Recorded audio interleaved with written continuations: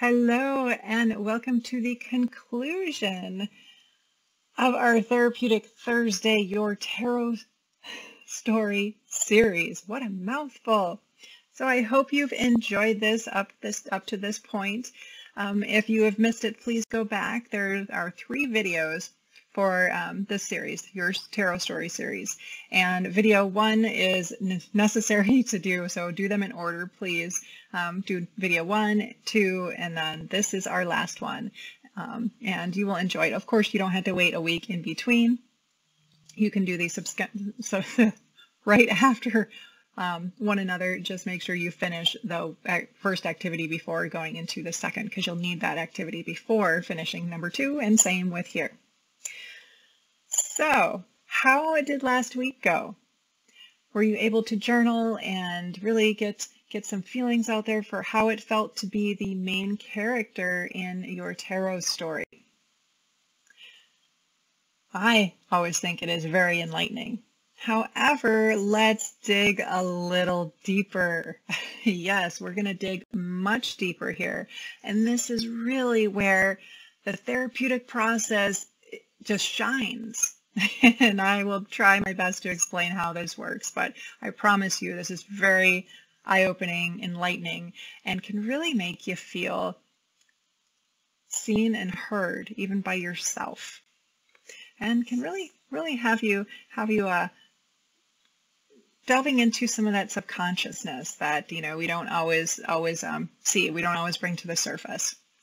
So again, last week we ourselves were the main character. So what I would like you to do now is get your story, and I want you to pause the video again, once I let you know the directions for what to do. And then I want you to again read out loud your story, but you're not only changing the main character to you, you're changing every single character to you. You're changing anything, any animal. If even there's a tree that has an essence of the story, or a star that has an essence of the story, anything that has a part or a meaning to your story, even if it's a blade of grass, I want you to change it to you. And this is in first person. So this can get a little tricky. You got to work with the words. So sometimes you might have to reread a sentence, like, let me see, if the story is, the king came upon a waving blade of grass, and in that grass he saw a star. Okay, so you might want to do, I came upon myself waving in the wind, and within myself I was able to see myself shine. So you got to work with the words, right? Now this is getting deep. I'm telling you, this does get really deep. So just work with those words. Sometimes it's difficult, but I promise this will really make a difference for you to get an insight into yourself and into areas that, sometimes we don't, we're not as gentle with ourselves or acknowledge the beauty that we have. And a lot of times this will really help open that up. So, and things that, we tend to really gravitate towards more the heavier stuff, and this will help you see the light as well. So again, do your best. Everything that has, even if you're putting emphasis on something, an object, a person, plant, animal, then change that to you. So again, first person. So please come back after you've done that. So now that you are back, I hope you enjoyed that. I know it can be quite the tongue twister, right? Again, like last week, I want you to take the time to journal on this. And, you can go back over it, reread it to yourself, do even a paragraph or a few sentences at a time and write how that made you feel.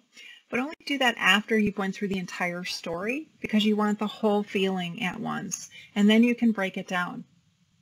And try to understand, try to really think about and journal about, what does this mean to you? Even the first part, okay, what did, for my chariot, what does this mean? How does this relate to, say, my struggles or my triumphs today? what I'm going through. The middle part, you think about, well, how does that beginning, middle, and end relate? Is this talking about how you were, how you are, and how you plan to be? Is this really a past, present, future, or is it a situational thing? Is it talking about you now? Maybe you're working towards something. Maybe you're having some struggles, and this really helps you open up to see. So again, you can really look at this in many different ways. It's very therapeutic, really helps to open your eyes and what's going on within yourself, helps you to see areas that you normally do not, you overlook a lot. And the beautiful thing about this is that you can do this as often as you'd like, and each time is going to be different. Even if you pick the same tarot card, say 6 months from now, it's going to be a different story.